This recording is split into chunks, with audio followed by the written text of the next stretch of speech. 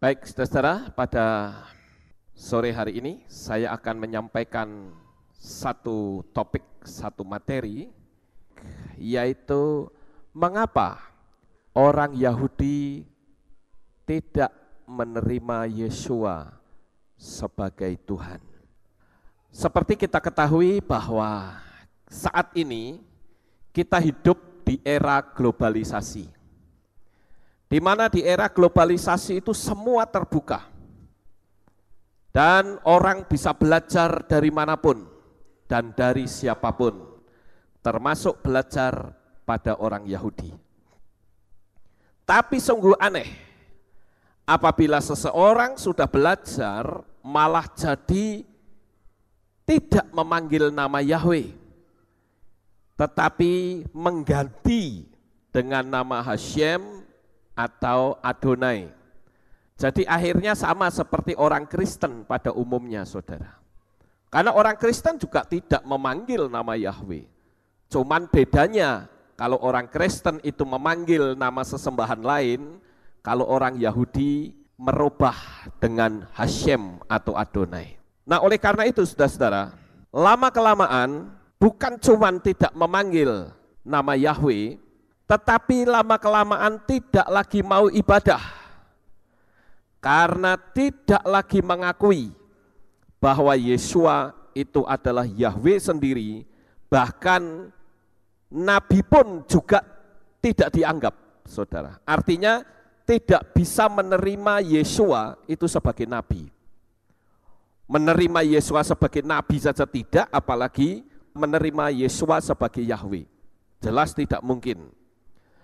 Nah, oleh karena itu saudara, saya ingin memberikan sedikit penerangan kepada saudara agar saudara berhati-hati. Jangan berpikir bahwa kalau kita belajar pada orang Yahudi pasti benar, karena akar iman kita berasal dari orang Yahudi.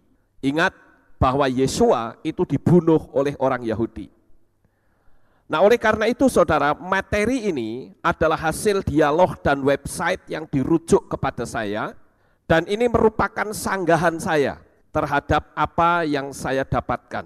Nah, untuk itu saudara, di sini ada website yang bernama ice.com. Website ini saudara ada satu materi yang judulnya adalah Why Jews Don't Believe in Jesus, atau mengapa orang-orang Yahudi tidak percaya kepada Yeshua. Dan itu ditulis oleh seorang rabi yang bernama Rabi Sraga Simons.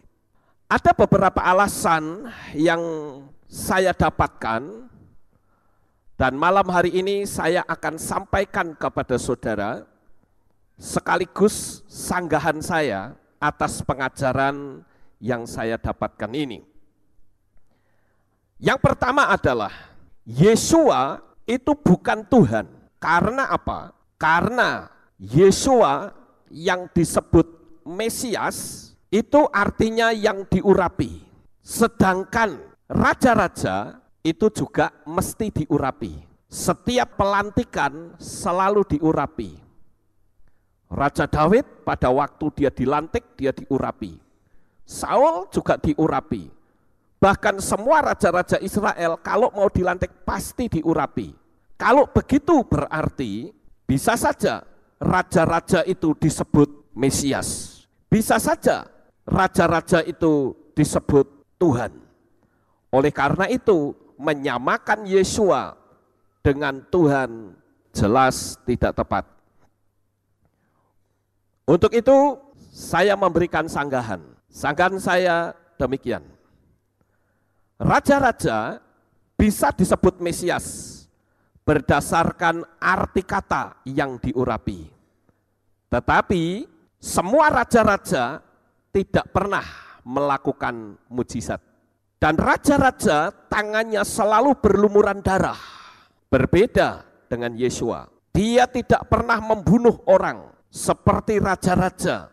Dia justru membangkitkan orang mati. Yeshua justru menyembuhkan dan berani mengucapkan pengampunan dosa, dan bahkan setan-setan takut akan dia.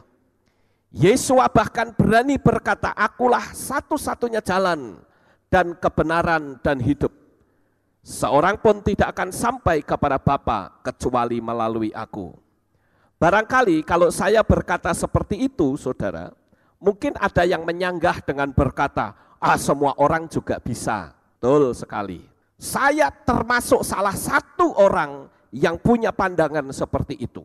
Ketika saya membaca kitab suci dan saya melihat ada satu ayat, akulah satu-satunya jalan dan kebenaran dan hidup.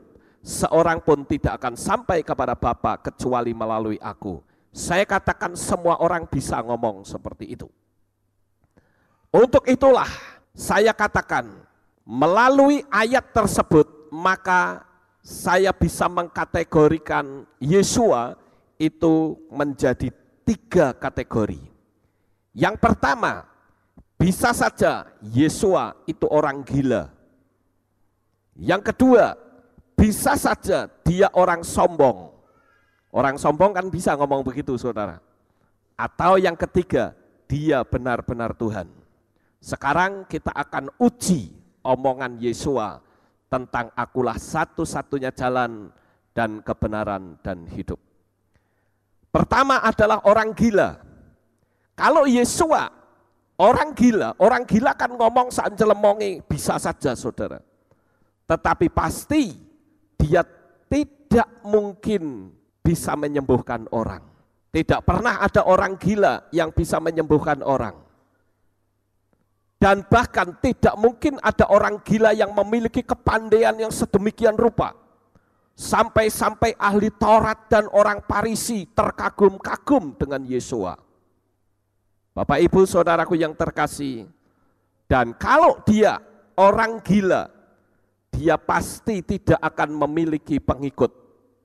Jadi kategori Yesua orang gila jelas gugur. Lalu kategori yang kedua, orang sombong. Bisa saja orang sombong berkata, akulah satu-satunya jalan dan kebenaran dan hidup. Orang sombong bisa ngomong apa saja, tetapi faktanya ketika orang itu mati, dia tidak bangkit kembali. Itu orang sombong. Tapi Yesua dia mati dan bangkit kembali.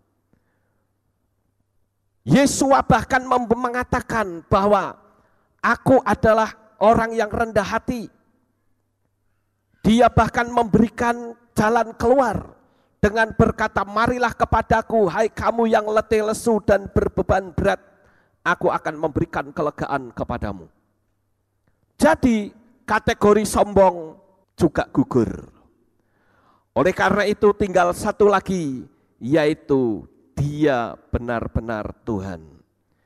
Dan ini terbukti ketika Yesua mati, dia bangkit pada hari yang ketiga. Saudaraku yang terkasih, ada begitu banyak bukti bahwa Yesua itu bangkit.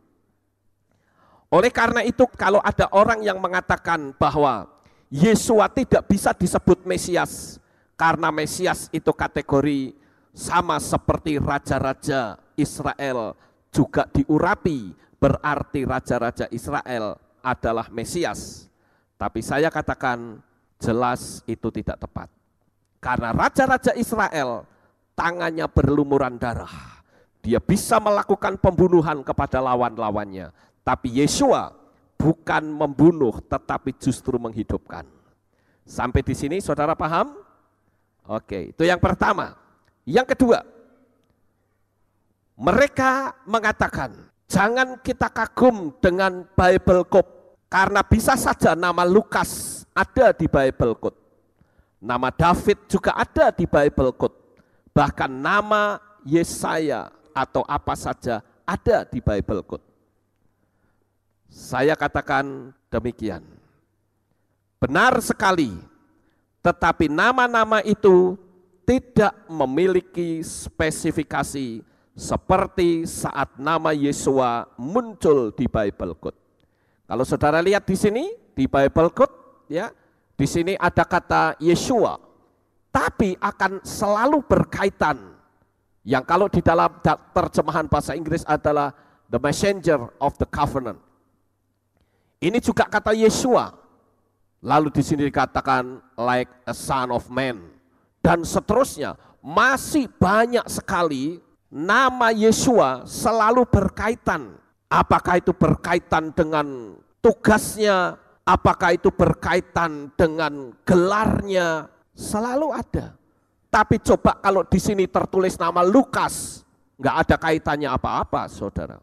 Jadi sanggahan saya adalah bahwa nama Yesua itu akan membuat keunikan saat muncul di Bible Code. Yang ketiga, mereka berkata, Elohim tidak pernah menyatakan diri dalam wujud apapun untuk disembah.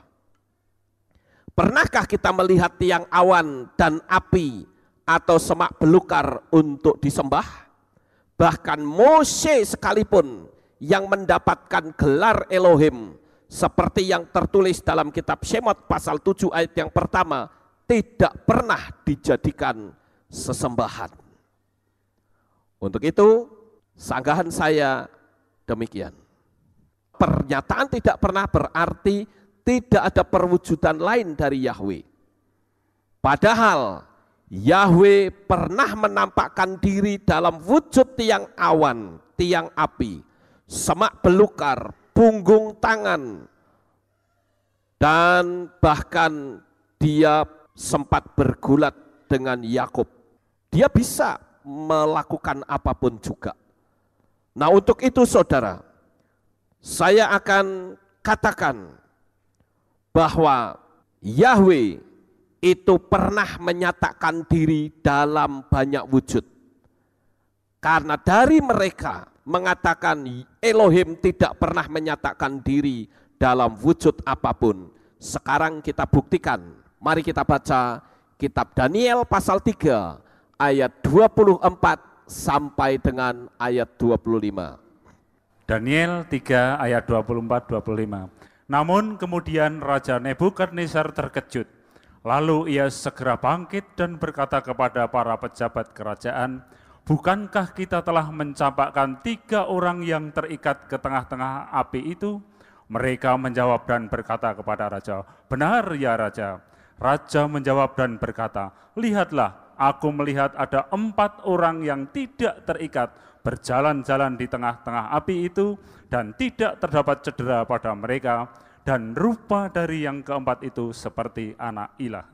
Ya, saudara perhatikan di ayat tersebut. Maka pernyataan bahwa Elohim tidak pernah menyatakan dalam wujud apapun, jelas itu salah. Karena faktanya ketika Sadrah, Mesah, dan Abednego yang pada waktu itu disuruh menyembah patung dari Raja Nebukadnezar, ternyata mereka bertiga tidak mau. Sadrah, Mesah, dan Abednego ini saudara sebetulnya adalah nama berhala. Nama aslinya adalah Hananya, Mishael, dan Azaria. Tetapi sekalipun nama mereka diganti dengan nama dewa dari Babel, tetapi iman mereka tetap kepada Yahweh. Pada saat itu Raja Nebukadnezar setelah dihasut oleh bawahan-bawahannya, maka akibatnya Raja Nebukadnezar membuat sebuah keputusan. Pada waktu nanti ada musik yang berbunyi, begitu ada aba-aba untuk menyembah kepada patung buatan raja, semua harus sujud. Yang tidak sujud akan dimasukkan ke dalam dapur api perapian yang menyala-nyala. Pada saat itu 3 orang ini ternyata dia tidak mau sujud, saudara. Akibatnya 3 orang ini dimasukkan ke dapur api perapian. Bahkan kitab suci menulis, api itu dipanaskan 7 kali lipat. Jadi saya bisa membayangkan panasnya api perapian itu seperti panasnya api las. Sampai-sampai yang menggotong 3 orang ini memasukkan ke api ikut mati, saudara. Tetapi kitab suci menulis ketika mereka ada di dalam dapur api itu, raja terkejut luar biasa, sebab yang dia lihat bukan 3 orang, tetapi 4 orang. Yang satunya adalah serupa anak manusia.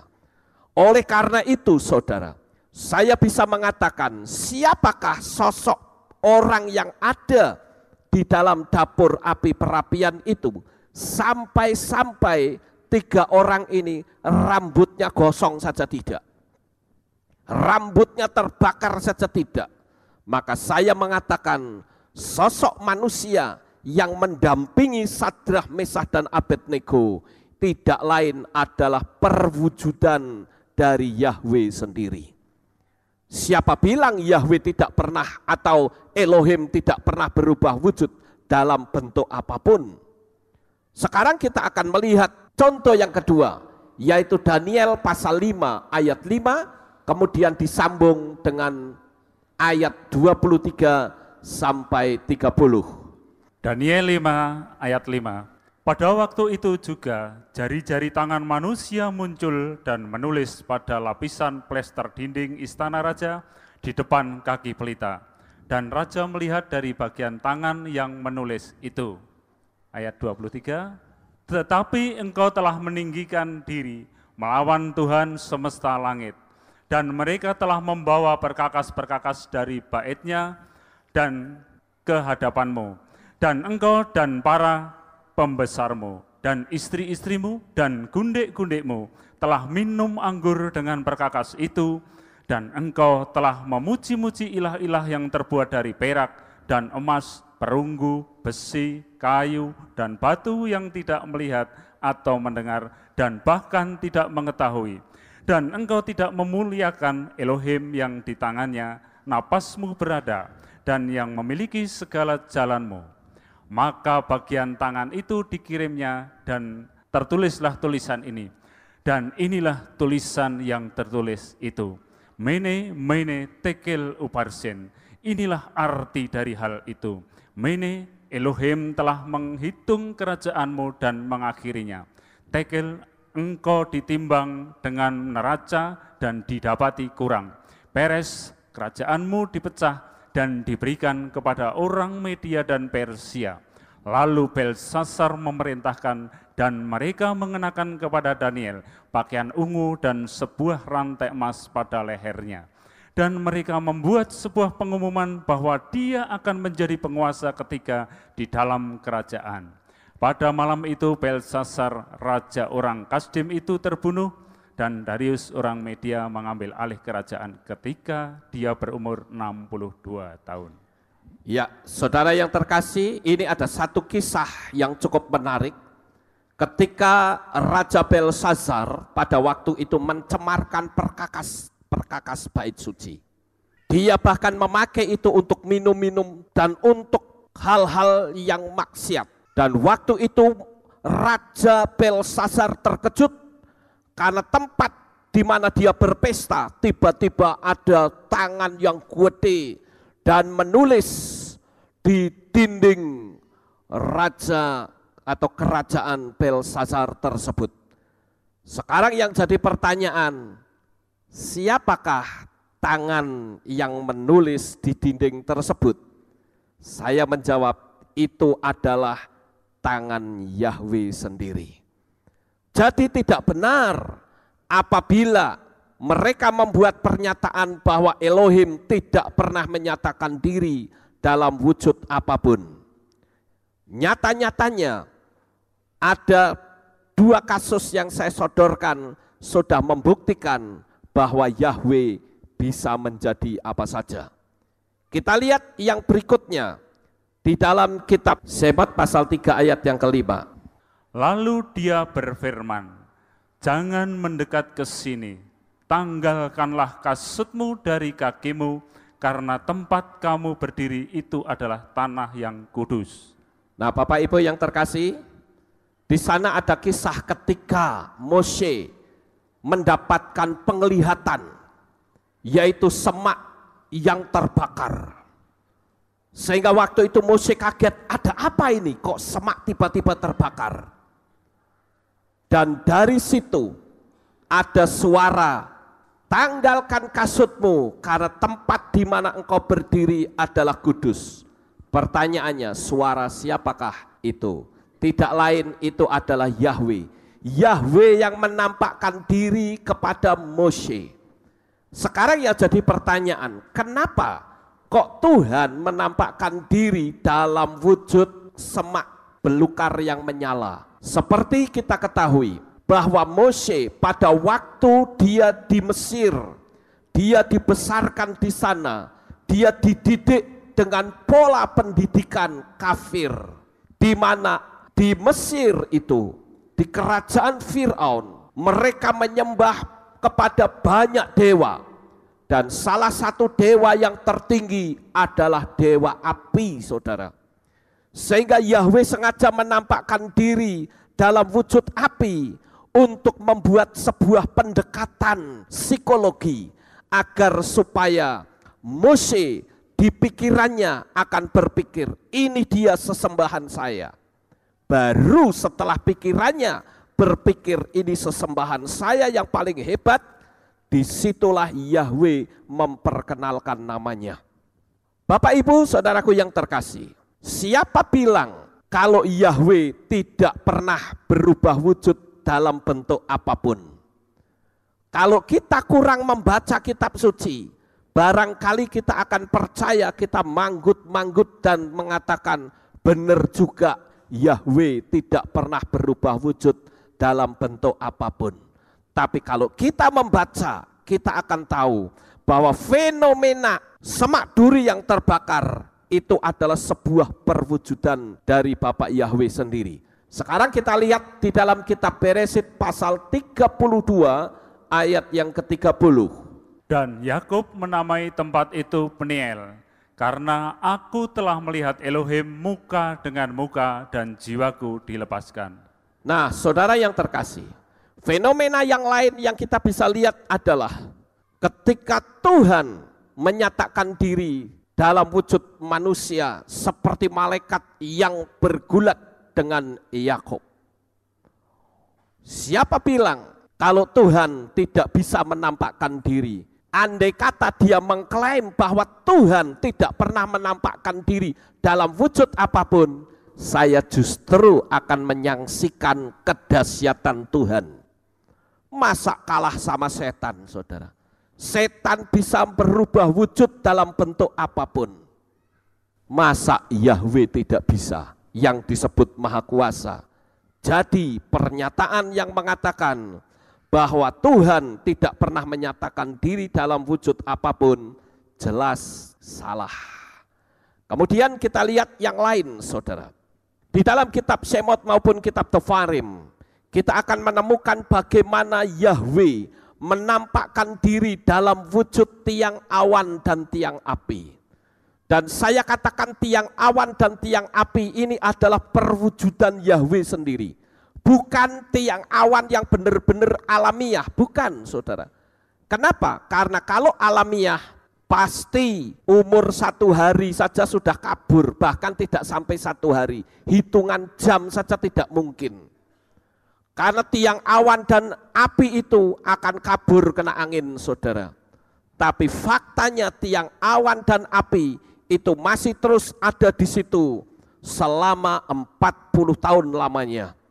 Ketika bangsa Israel melihat bahwa tiang awan itu bergerak ke selatan, dia akan pindah, mereka kukuti semua kemah-kemahnya, dikukut, kemudian digulung, dan dia ikut tiang awan dan tiang api kemana mereka bergerak. Itulah perwujudan Yahweh. Coba kita baca ayatnya di dalam kitab Shemot pasal 13 ayat 21, kemudian kita sambung dengan kitab Tefarim 31 ayat 15. Dan Yahweh berjalan di depan mereka pada siang hari dalam tiang awan, guna menuntun mereka di jalan, dan pada malam hari dalam tiang api, guna menerangi mereka untuk dapat terus berjalan siang dan malam. Dan Yahweh menampakkan diri di kemah itu di dalam tiang awan, dan tiang awan itu sendiri pada pintu kemah pertemuan. dan tiang awan itu berdiri pada tiang pintu kemah pertemuan. Jadi sangat jelas sekali Bapak Ibu yang terkasih, bahwa Yahweh itu pernah menampakkan diri dalam wujud apapun. Dia pernah menampakkan diri dalam wujud semak duri yang terbakar. Dia bisa menampakkan diri dalam wujud punggung tangan. Dia bahkan menampakkan diri dalam wujud seperti anak manusia. Dia bahkan menampakkan diri dalam wujud tiang awan dan tiang api. Satu lagi, Yahweh bahkan berbicara kepada manusia dengan guntur atau petir. Dia bisa berbicara dengan cara apapun karena dia Tuhan yang Maha Kuasa. Kita baca Shemot pasal 19 ayatnya yang ke-20. Dan turunlah Yahweh ke atas gunung Sinai, ke atas puncak gunung itu, dan Yahweh memanggil Musa naik ke puncak gunung itu, lalu Musa pun naiklah.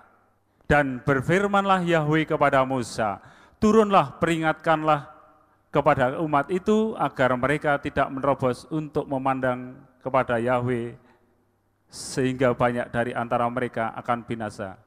Baik, saudara, kita melihat di sini bagaimana Tuhan itu menampakkan diri dalam bentuk petir, ya, halilintar. Jadi kalau orang Yahudi mengatakan bahwa Tuhan itu tidak pernah menampakkan diri dalam wujud apapun untuk mengacu dan menyangkali bahwa Yahweh tidak mungkin menjadi manusia, jelas itu salah besar, saudara.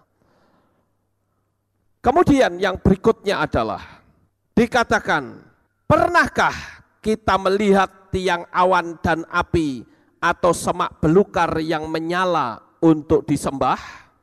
Untuk pernyataan ini saya menyanggah demikian, bahwa ucapan ini sebenarnya secara tidak langsung sudah mengakui bahwa Yahweh pernah berubah wujud. Kalau tidak mengakui, seharusnya hal ini tidak perlu disajikan untuk referensi. Saudaraku yang terkasih, kalau dipertanyakan, pernahkah kita melihat tiang awan atau api, semak belukar yang menyala untuk disembah, termasuk Yeshua, saya katakan memang semua penampakan Yahweh dalam wujud fisik tidak pernah minta disembah. Termasuk saat Yahweh menjadi manusia, yaitu Yeshua, juga Yeshua tidak pernah, sekali lagi, Yeshua tidak pernah berkata, ayo sembah aku, tidak pernah. Dia selalu berkata, sembahlah Bapa.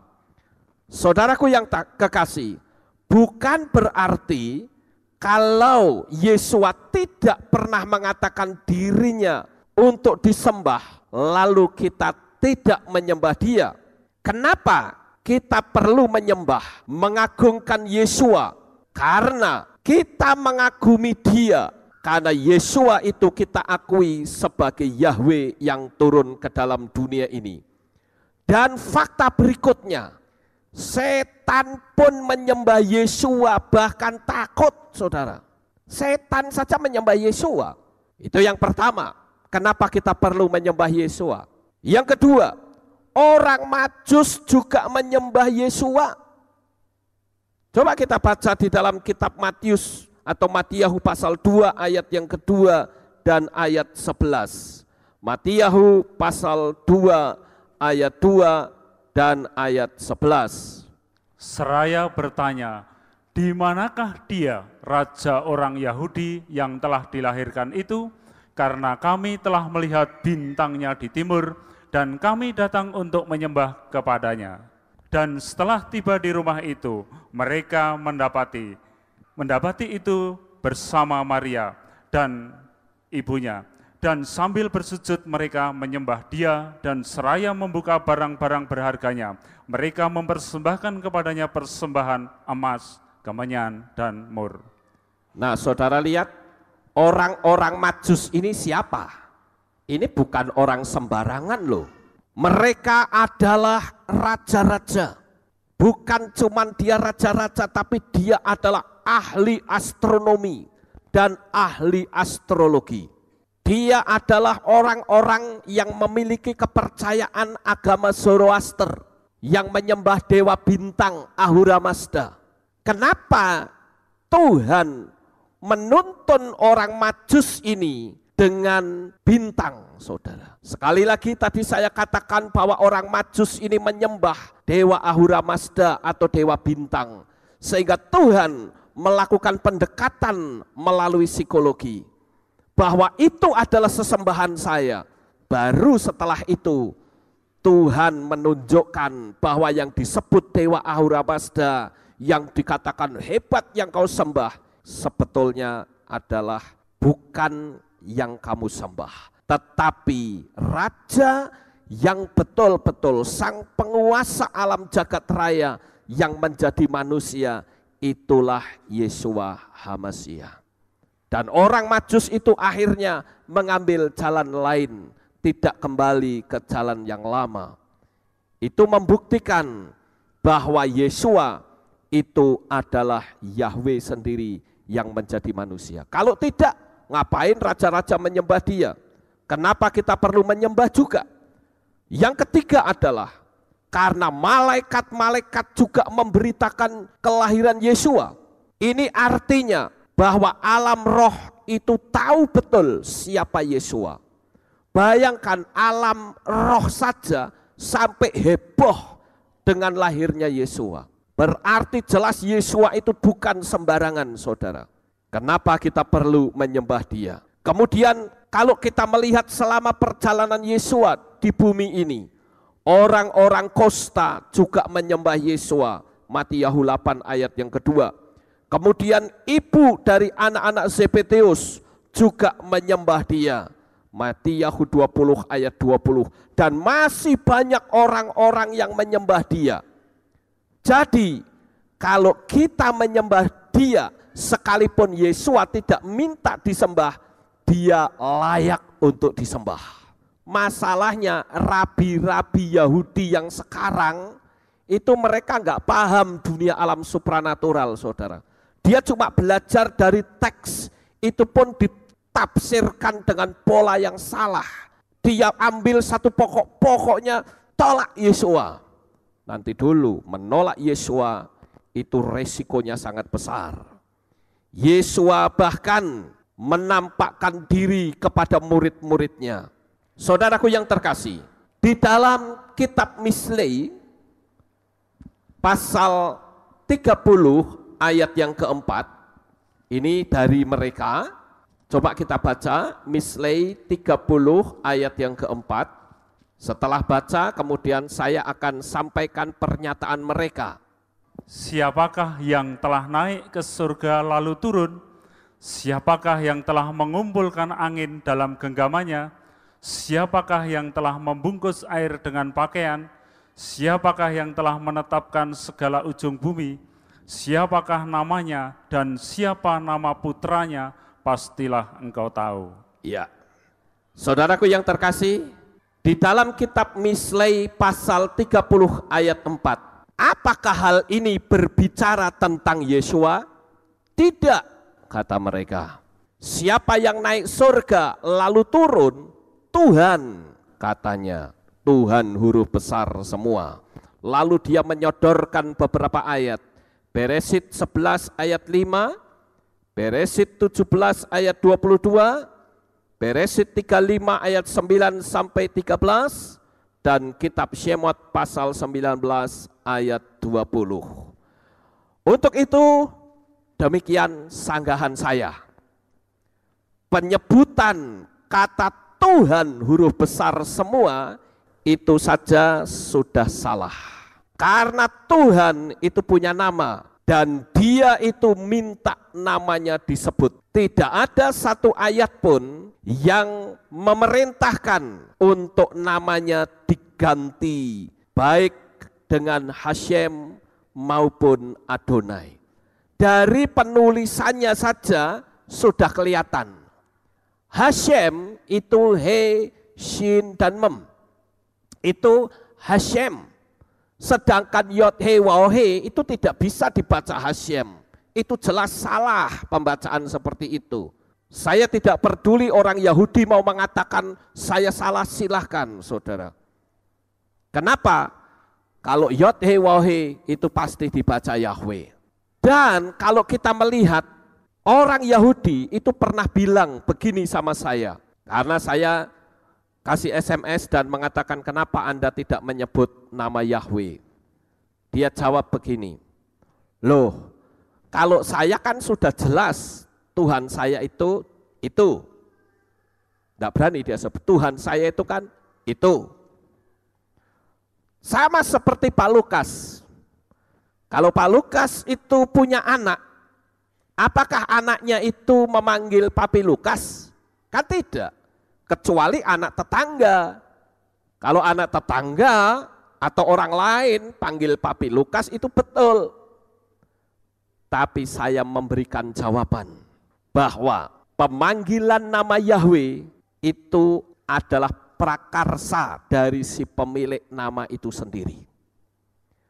Kalau kita pikir apa yang diilustrasikan nampaknya betul. Karena kita melihat Tuhan dari sisi pandang manusia. Tapi masalahnya Tuhan tidak pernah ngomong begitu. Panggillah aku Hashem. Kalau dia tetap mengatakan memanggil nama Yahweh itu salah, berarti Moshe juga salah. Karena Moshe juga memanggil tidak dengan Hashem atau Adonai, tetapi Yahweh. Bahkan nabi-nabi lain juga memanggil dengan panggilan Yahweh. Oleh karena itu, saya katakan bahwa yang meminta namanya dipanggil itu si pemilik nama itu sendiri. Dan dia sedang berbicara bukan kepada bangsa-bangsa lain, tetapi justru dia berbicara kepada anak-anaknya sendiri, yaitu orang Israel. Lalu saya menyodorkan ayat dalam kitab Difre Hayamim Aleph, pasal 16 ayat yang ke-8. Coba kita akan baca Difre Hayamim Aleph pasal 16 ayat 8. Bersyukurlah kepada Yahweh, panggillah namanya, beritahukanlah perbuatan-perbuatannya di antara bangsa-bangsa. Nah, saudara lihat di situ. Panggillah namanya. Itu adalah permohonan dari Tuhan sendiri. Untuk supaya memerintahkan, memberitakan kepada bangsa-bangsa. Tapi karena orang Yahudinya sendiri itu menolak, ya sudah, kalau orang Yahudinya menolak ya Tuhan akan memakai bangsa-bangsa. Nah kita ini bukan orang Yahudi saudara, kita ada pada garis bangsa-bangsa. Jadi kalau garis bangsa-bangsa itu akan dipakai oleh Bapak Yahweh untuk memanggil namanya, lalu ikut-ikutan orang Yahudi tidak memanggil nama Yahweh, lalu pertanyaannya, lanjut Tuhan mau pakai siapa lagi? Kalau orang goyim saja yang harusnya dipakai Tuhan untuk memberitakan nama Yahweh, ternyata memboikot model seperti orang Yahudi, Tuhan mau pakai siapa lagi? Saya yakin Tuhan bisa pakai batu, Tuhan bisa pakai benda-benda mati saudara. Nah oleh karena itulah kita sebagai orang-orang percaya yang betul-betul mencari keselamatan, kita mesti berhati-hati. Sekarang coba kita akan lihat di dalam kitab Beresit 17 ayat 22, ini saya akan mundur sejenak saudara, berkenaan dengan penampakan diri tadi, agar supaya ada ayat banyak referensi, supaya kita mantap bahwa Elohim itu menampakkan diri dalam wujud apapun. Yang namanya menampakkan diri itu berarti bisa dilihat. Kita baca Beresit 17 ayat 22. Dan setelah dia selesai berbicara dengannya, maka Elohim naik meninggalkan Abraham. Kemudian pasal 35 ayat 9. Dan Elohim menampakkan diri lagi kepada Yakob ketika dia keluar dari Padan Aram dan dia memberkatinya. Saudara perhatikan kata menampakkan diri lagi. Menampakkan diri berarti bisa dilihat. Jadi kalau ada pernyataan bahwa Yahweh tidak pernah menampakkan diri, jelas itu bertentangan dengan kitab suci, saudara-saudara. Oleh karena itu sekali lagi, kata menampakkan diri berarti menyatakan diri dalam suatu wujud. Karena Abraham bisa melihat wujud tersebut. Tadi mereka bilang tidak pernah menyatakan diri atau menampakkan diri. Berarti ini mematahkan pernyataannya sendiri. Yahweh bahkan berbicara dengan Mose melalui petir seperti yang tadi kita baca. Saudaraku yang terkasih, sekarang saya akan lanjut dengan kata nama putranya. Tadi kan siapa yang memegang angin dalam genggamannya, siapa yang memegang macam-macam kan? Siapakah nama putranya? Namanya, ini mereka yang ngomong ya, nama putranya adalah Israel. Mereka memberi rujukan Shemot 4 ayat 22 dan Devarim 14 ayat yang 1. Kemudian nama putranya adalah Salomo. Kemudian dia menyodorkan kitab Difre Hayamim Alef pasal 28 ayat 5 sampai 6. Jadi namanya adalah Israel dan Salomo, bukan Yeshua. Melalui hal ini saya memberikan sanggahan demikian. Penerangan seperti ini hanya mempermainkan kata-kata secara membabi buta tanpa memperhatikan sisi kerohanian sama sekali. Bukankah nabi-nabi telah menubuatkan tentang kehadiran Sang Juru Selamat? Siapa yang bisa saya percayai? Para nabi yang menubuatkan di dalam kitab suci atau rabi-rabi masa kini yang tangannya berlumuran darah dengan orang suci, yaitu Yeshua HaMashiach, hasil ciptaan ahli Taurat dan orang Farisi yang menyalibkan Yeshua. Kalau kita membaca di dalam kitab Matius pasal 28 ayat 11 sampai 15, coba kita lihat Matius 28 ayat 15 ayat 11 sampai 15, itu sebetulnya adalah kebohongan orang-orang Yahudi yang disebut ahli Taurat dan orang Farisi. Kita baca. Dan sementara mereka pergi, tampaklah beberapa orang penjaga yang masuk ke kota. Mereka memberitahukan kepada para imam kepala segala hal yang telah terjadi. Dan setelah dikumpulkan bersama para tua-tua, dan dengan mengambil kesepakatan mereka memberikan banyak keping perak kepada para prajurit itu, sambil berkata, katakanlah bahwa para murid-muridnya mencuri dia dengan datang pada malam hari sementara kami tertidur. Dan sekiranya hal ini terdengar oleh gubernur, kami akan membujuknya dan akan membuat kamu lepas dari kekhawatiran. Dan setelah menerima uang perak itu, mereka melakukan sebagaimana mereka telah diajari, dan perkataan ini telah tersiar di antara orang-orang Yahudi sampai hari ini. Nah, saudara yang terkasih, itulah kebohongan orang-orang Yahudi, ahli Taurat dan orang Farisi. Ketika Yeshua bangkit pada waktu itu, jelas-jelas ada orang Romawi penjaga kubur melihat pertama kali Yeshua bangkit. Batu yang begitu besar tiba-tiba bergulir dan Yeshua keluar dari situ. Dia bangkit, saudara. Lalu para penjaga kubur yang adalah tentara-tentara Roma, dia lari ke ahli Taurat dan orang Farisi berkata, Rabi, kami melihat bahwa Yeshua bangkit dari antara orang mati. Lalu apa yang dilakukan oleh ahli Taurat? Ahli Taurat berkata, diam, kamu tidak usah ngomong kemana-mana, cukup sampai ke saya saja. Ini tak kasih duit, kamu ceritakan keluar sana bahwa Yeshua dicuri oleh murid-muridnya. Kalau nanti kamu mengalami kesulitan dari kaisar, ngomong saya yang suruh, nanti urusannya gampang, saya yang atur. Saudara, ini kan kebohongan. Kenapa manusia lebih percaya kebohongan hal ini, saudara? Dan peristiwa kebangkitan ini menggegerkan seluruh Yerusalem, bahkan seluruh dunia. Tapi mata ahli Torah betul-betul sudah dibutakan mata rohnya, dan tangannya sudah sangat berlumuran dengan darah.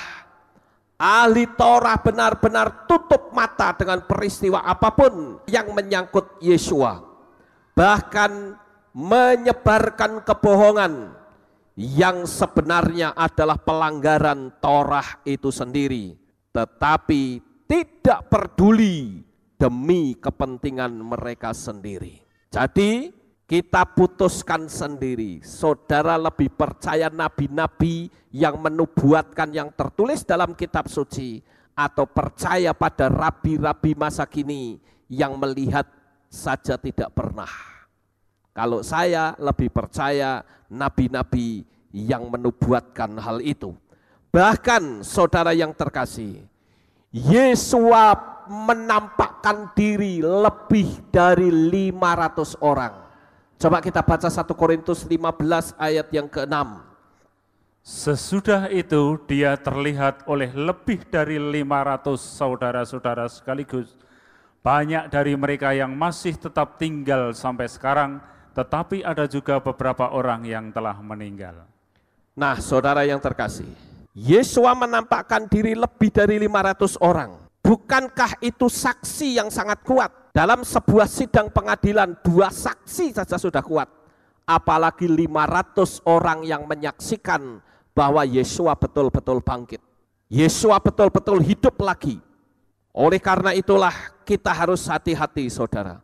Kalau sampai kita menyangkali Yesua, sama saja tangan kita itu berlumuran darah orang suci. Ketika seseorang memberitahu kepada saya bahwa aku tidak lagi memanggil nama Yesua, bahkan tidak lagi mengakuinya sebagai Tuhan, di pikiran saya langsung terbetik sebuah gambaran, sebuah gambar yang mengerikan, yaitu tangan yang berlumuran darah. Oleh karena itu berhati-hatilah agar kita jangan menolak keselamatan. Sekarang kita lihat lagi, saudara. Mereka berkata bahwa di dalam kitab Beresit pasal 3 ayat 15 itu tidak berbicara tentang Yesua, tetapi itu berbicara tentang Yakub, karena Yakub artinya tumit. Coba kita lihat ayatnya. Dan aku akan mengadakan permusuhan antara engkau dengan wanita ini dan antara keturunanmu dengan keturunannya. Dia akan meremukkan kepalamu dan engkau akan meremukkan tumitnya. Ayat 21. Dan Yahweh Elohim membuat pakaian dari kulit untuk manusia itu dan istrinya dan mengenakannya kepada mereka. Baik, saudara, apa yang disampaikan itu demikianlah sanggahan saya. Justru pola yang seperti inilah yang terkesan dipaksakan. Kalau dia berkata bahwa yang disebut meremukkan tumit di situ bicara tentang Yakub. Memang kita tahu bahwa Yakub itu artinya juga tumit. Tapi sekali lagi, pola yang seperti ini adalah pola yang dipaksakan. Karena tidak terbukti sama sekali bahwa Yakub atau bangsa Israel itu meremukkan kepala ular. Baik secara fisik, apalagi dunia alam roh. Sangat berbeda dengan Yesua. Dia meremukkan kepala ular, meremukkan kezaliman dengan kasih. Oleh karena itu sekali lagi hati-hati kalau sampai kita menolak Yesua. Saudaraku yang terkasih, lalu mereka membuat pernyataan lagi. Pernyataannya adalah demikian. Yesua tidak memenuhi syarat sebagai Mesias. Kenapa? Karena nubuat kitab suci mengatakan bahwa Mesias akan membangun bait suci yang ketiga. Coba kita baca Yehezkiel 37 ayat 26 sampai 28. Aku akan mengadakan perjanjian damai dengan mereka. Itu akan menjadi suatu perjanjian kekal dengan mereka. Dan aku akan menempatkan mereka dan melipat gandakan mereka. Dan aku akan menempatkan tempat kudusku di tengah-tengah mereka selama-lamanya. Dan tabernakelku akan ada bersama mereka. Dan aku akan menjadi Elohim mereka, dan mereka akan menjadi suatu umat bagiku. Dan bangsa-bangsa itu akan mengetahui bahwa aku Yahweh menguduskan Israel ketika tempat kudusku berada di tengah-tengah mereka untuk selama-lamanya. Nah, saudara yang terkasih, pernyataan mereka yang mengatakan bahwa Mesias itu akan datang, yaitu kalau dia membangun bait suci yang ketiga. Jadi Yeshua tidak bisa disebut Mesias karena waktu dia datang tidak mendirikan bait suci yang ketiga. Untuk hal ini sanggahan saya adalah demikian. Nubuatan yang tertulis di dalam kitab Yehezkiel pasal 37 ayat 26 sampai 28 sebetulnya adalah mengacu pada kerajaan 1000 tahun setelah kedatangannya yang pertama sebagai Yeshua yang ada. Jadi sangat menyedihkan kalau di dalam Torah yang jelas menubuatkan Yeshua yang turun ke dalam dunia ini ditolak dengan membuat syarat-syarat sendiri. Maka saya katakan kalau mereka berkata bahwa Yeshua tidak memenuhi syarat sebagai Mesias karena tidak membangun bait suci yang ketiga, jelas itu tidak tepat. Kalau dia menyodorkan ayat ini, tidak ada sangkut pautnya dengan pendirian bait suci yang ketiga. Ini justru berbicara kerajaan 1000 tahun, di mana nanti seluruh dunia akan menyembah kepada satu Tuhan saja, yaitu Yahweh Elohim, saudara. Kemudian yang berikutnya adalah mereka tidak bisa menerima Yeshua sebagai Tuhan. Karena apa? Karena kalau Yeshua itu betul-betul Tuhan, seharusnya dia mengumpulkan orang-orang Yahudi kembali ke tanah Israel. Dan mereka menyodorkan ayat di dalam Yesaya 43 ayat 5 sampai ayat yang ke-6. Kita akan baca ayat ini. Janganlah takut, karena aku besertamu. Aku akan membawa keturunanmu dari timur, dan aku mengumpulkanmu dari barat. Aku akan berfirman kepada utara, serahkanlah, dan kepada selatan, jangan tahan-tahan. Bawalah anak-anak lelakiku dari jauh, dan bawalah anak-anak perempuanku dari ujung-ujung bumi. Nah, saudara yang terkasih, apa yang mereka katakan bahwa aku tidak bisa menerima Yeshua sebagai Tuhan dan Juru Selamat, karena Yeshua bukan kriteria penyelamat, karena seorang penyelamat akan mengumpulkan semua orang Yahudi kembali ke tanah Israel dengan ayat tadi. Sekarang sanggahan saya adalah demikian. Ayat ini bukan rujukan atau kriteria Mesias untuk mengumpulkan orang Yahudi ke Israel atau yang disebut Aliyah. Sekarang sedang berlangsung gerakan yang dikenal dengan Aliyah, pemulangan bangsa Israel dari banyak negara kembali ke Israel. Sama sekali tidak, saudara. Tetapi bicara tentang penyertaan Tuhan atas Israel. Jadi ayat-ayat yang disodorkan tadi sebetulnya itu berbicara bahwa Tuhan itu menyertai bangsa Israel. Apakah dia ada di negara-negara lain? Ataukah dia ada di Israel sendiri? Yahweh tetap menyertai mereka. Jadi tidak tepat apabila itu dijadikan sebagai syarat bahwa Mesias itu harus mengumpulkan orang Yahudi.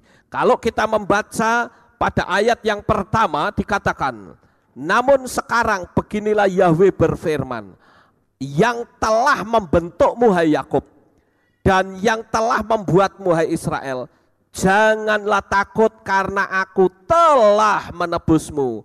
Aku telah memanggil dengan namamu, engkau adalah milikku. Perhatikan kata telah di situ pada ayat yang pertama, yang membuktikan bahwa bangsa Israel itu betul-betul umat ketebusan Tuhan sendiri. Bangsa Israel adalah umat yang disertai oleh Tuhan.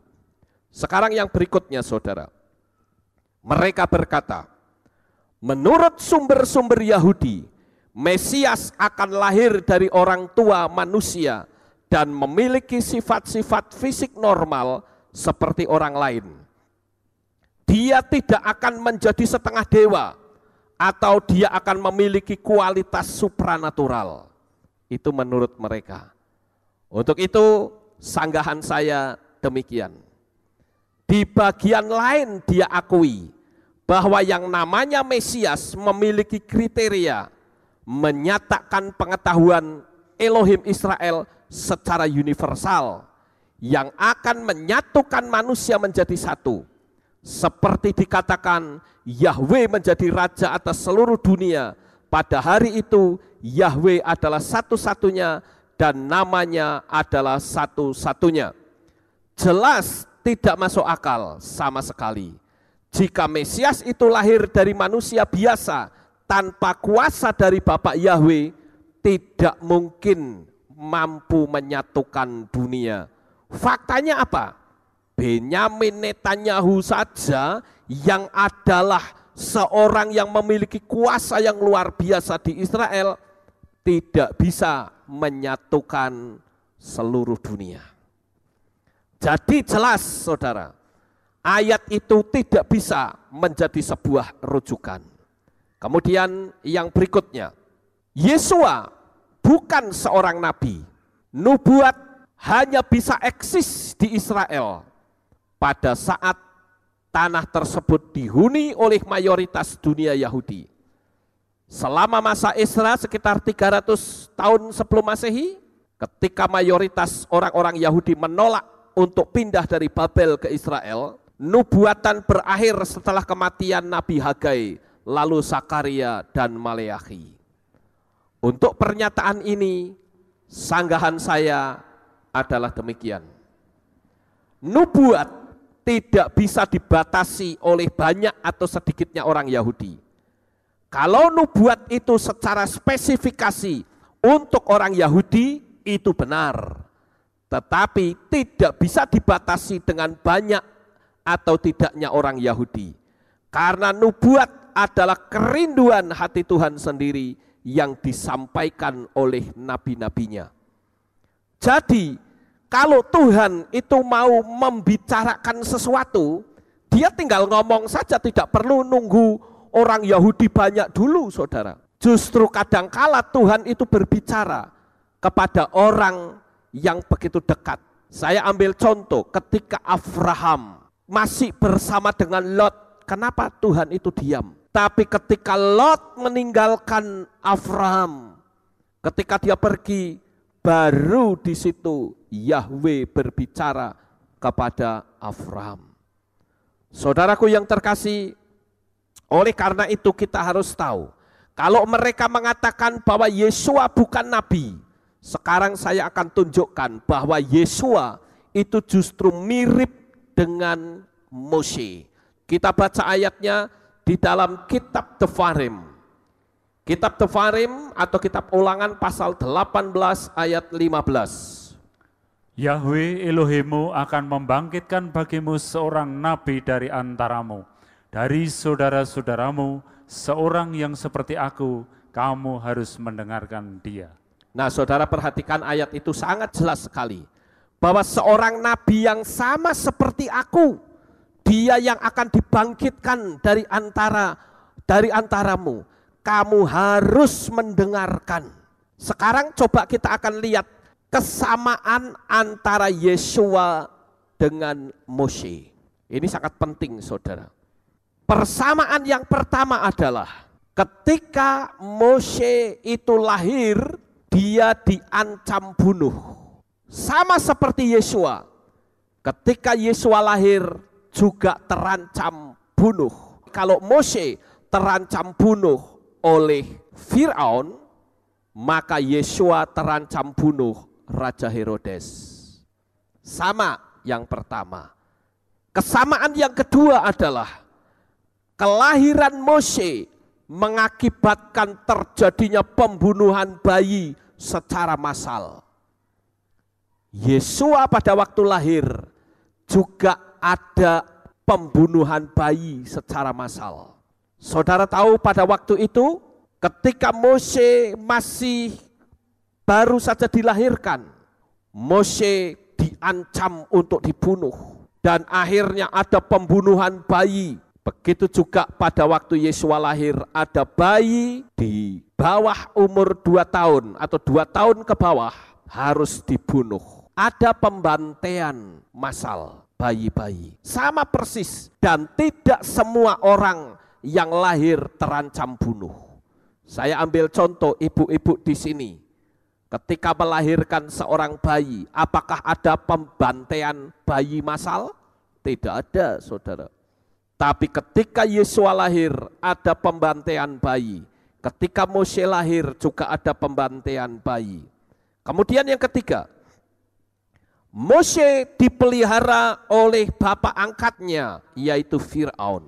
Sedangkan Yesua itu memiliki bapak angkat Yusuf.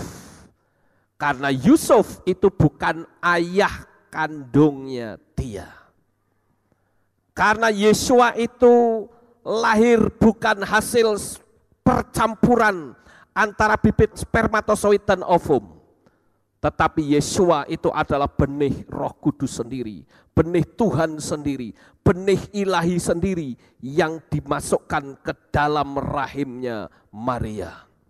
Sama persis saudara. Mose dipelihara oleh bapak angkatnya Firaun, sedang Yesua oleh Yusuf. Kemudian yang keempat, persamaan yang keempat. Mose diungsikan ketika terancam bunuh, Mose diungsikan ke Mesir, saudara. Mose harus ditaruh di keranjang, kemudian dihanyutkan di sungai Nil sampai ke Mesir. Begitu juga Yesua, pada waktu Yesua lahir dan terjadi pembunuhan massal, Yesua juga diungsikan ke Mesir. Ada kesamaan antara Yesua dengan Mose. Kesamaan yang kelima, Mose membebaskan umat Israel dari perbudakan di Mesir, sedangkan Yesua membebaskan perbudakan dosa. Ada persamaan. Dan yang keenam, Mose membuat tanda-tanda mujizat, sedangkan Yesua juga mengadakan tanda-tanda mujizat. Siapa bilang kalau Yesua itu bukan nabi, saudara? Itu berdasarkan rujukan dari Mose itu sendiri. Nah, saudaraku yang terkasih, kalau kita melihat bahwa Yesua itu adalah merupakan hasil nubuatan dari para nabi, mengapa kita menolaknya? Dan kalau saya sodorkan alasan-alasan mereka, masih seabrek-abrek, saudara. Tetapi saya batasi sampai di sini dulu dan saya tutup semua alasan-alasan mereka dengan satu tokoh. Belum lama ini saudara-saudara, ada seorang rabi Yahudi yang juga menolak Yesua sebagai Tuhan. Persis sama dengan rabi-rabi yang lain. Mereka tidak mengakui Yesua sebagai Tuhan. Rabi itu adalah yang bernama Yitzhak Kaduri. Dia meninggal pada usia 108 tahun dan menjelang kematian pada menit-menit yang terakhir. Dia membuat sebuah surat pernyataan bahwa aku mengakui Yesua itu sebagai Mesias, saudara. Jadi artinya pernyataan dari Rabi Kaduri ini membatalkan semua argumentasi orang-orang Yahudi yang dengan tegar tengkuk dan keras kepala menolak Yesua sebagai Tuhan. Rabi Yitzhak Kaduri ini sangat disegani di Israel. belum lama meninggal, saudara. Dan yang menghebohkan adalah Rabi ini mengakui, jangan sampai kita mengakui Yesua sebagai Tuhan pada menit-menit yang terakhir. Ya, kalau bisa sadar pada menit terakhir membuat pernyataan sama dengan Rabi Kaduri. Lah kalau kita masih jalan-jalan di mall, tiba-tiba ada bom, boom, lalu kita pindah alam. Belum sempat kita membuat pernyataan bahwa Yesua itu adalah Tuhan dan kita sudah mati, maka kita bisa ngerti kemana kita akan berada, saudara. Oleh karena itu hati-hati, kalau sampai kita menyangkali Tuhan, tidak ada pengampunan sama sekali. Sekarang kita melihat kesimpulan, saudara. Kesimpulan yang pertama adalah dari apa yang tadi saya sudah sampaikan. Kesimpulannya satu, kita adalah orang-orang goyim. Kita ada di garis bangsa-bangsa. Dan Bapak Yahweh memakai bangsa-bangsa untuk memanggil namanya. Berhubung orang Yahudi menolak memanggil nama Yahweh dengan alasan menghormati, tapi sebetulnya itu melecehkan firman Yahweh sendiri. Sekarang kita baca Sefanya 3 ayat yang ke-9.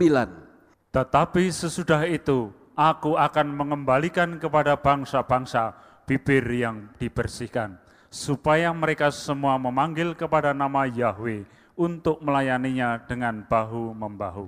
Nah, yang dipakai oleh Yahweh siapa untuk memanggil namanya? Bangsa-bangsa. Nah, kita yang sudah ada di garis bangsa-bangsa kok manggilnya Hashem. Lah apa bedanya dengan orang Kristen pada umumnya, saudara? Itu pelanggaran yang berat karena namanya tidak dipanggil. Coba kita bayangkan, saya sudah pernah menyampaikan, tapi tidak ada salahnya saya sampaikan lagi. Agar supaya kita menyadari bagaimana keadaan di dunia supranatural. Kalau orang Islam, satu hari sembahyang 5 kali, mereka mesti menyebut sesembahannya bukan cuma 1 kali. Ditambah lagi dengan orang Islam yang ada di seluruh Indonesia, plus orang Kristen yang masih menyembah Tuhan yang sama, maka dalam 1 hari nama sesembahan mereka dipanggil mungkin bisa 1 miliar kali. Sementara nama Yahweh sangat minim sekali dipanggil. Jadi layak kalau Yahweh itu keberatan namanya tidak dipanggil atau diganti, sangat keberatan, saudara. Kok kita yang sudah ada di garis bangsa-bangsa kok tiru-tiru, kok ikut-ikutan orang Yahudi. Lalu Tuhan mau pakai siapa lagi? Itu kesimpulan saya yang pertama. Kesimpulan yang kedua, sepandai apapun orang Yahudi, jangan kita terpengaruh untuk menolak Yesua. Faktanya adalah Rabi Yitzhak Kaduri yang juga menolak Yesua pada akhir hidupnya mengakui Yesua sebagai Tuhan. Betapa berbahayanya kita yang orang goyim menolak darah pengampunan. Karena sesungguhnya konsep dalam perjanjian lama dan konsep dalam perjanjian baru melalui darah. Menolak Yesua sama saja melumuri darah saudara dengan darah Yesua. Saudara perhatikan, pada waktu Torah belum ditulis, ketika malaikat maut itu lewat, malaikat tidak masuk ke rumah. Karena apa? Karena ada tanda darah. Pada waktu Torah sudah ditulis, maka kembali lagi pengorbanannya adalah darah. Dan ketika Yesua mati, kembali lagi korbannya juga darah. Saudara mungkin masih ingat beberapa tahun yang lalu, ditemukan tabut perjanjian, dan itu ditemukan di bawah bukit Golgota, persis tempat di mana Yesua disalib. Dan kitab suci menulis pada waktu Yesua disalib dan mati, terjadi gempa bumi, dan bukit itu retak. Dan ketika retak, maka darah Yesua itu ngocor ke dalam dan netes sampai ke tabut perjanjian.